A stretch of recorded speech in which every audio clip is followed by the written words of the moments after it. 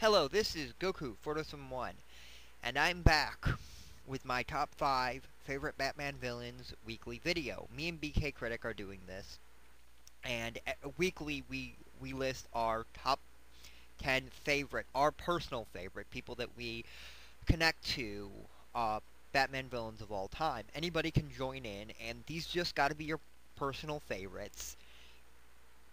We want people to join in. Anybody wants to join in. And if you join in now, just take your top 5, 4, and 3 and combine them into one video if you want. Or you can do separate videos. You can attach them to our videos.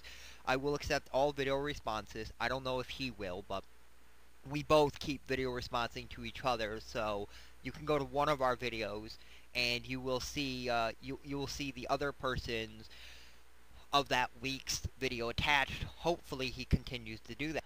But before I get into my top 3, my third favorite, I want to list number 5 and number 4. My number 5 was Harley Quinn, and my number 4 was Riddler. Now is the time where I list my number 3. My number 3 is Joker. Yes, Joker has finally come. He's not going to be number 1. He's certainly not going to be number 2. He's number 3. Now, Joker has to be on the list.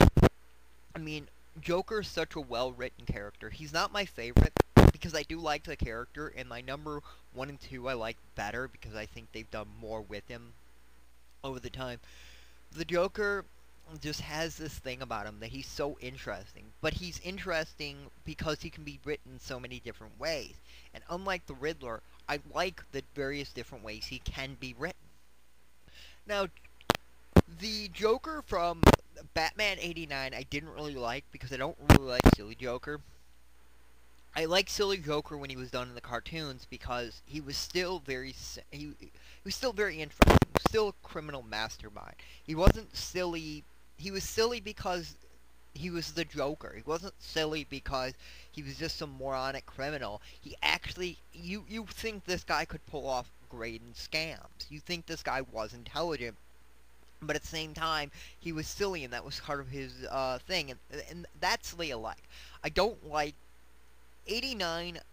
I'm okay with in the fact of how they did the silly. It's okay. It's workable. But I hated the 60s TV show. That was way too silly. That didn't make any sense to me, and that didn't feel like the Joker to me. And it's just me, but that never felt like the Joker to me. Now, I do love the Joker in the new movie. I think that was a perfect representation of the Joker. Very sinister, very criminal mastermind type Joker. And I do like him in the comic books. I have read a couple of the comic books with him. And I do love the Killing Joke version of the Joker.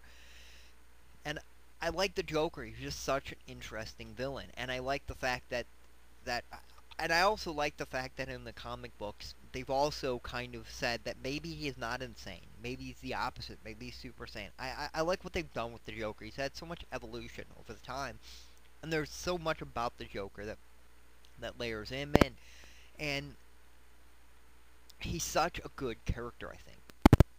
He's so interesting, and there's really nothing more I can say about the character other than he's the Joker. Of course, it's the Joker.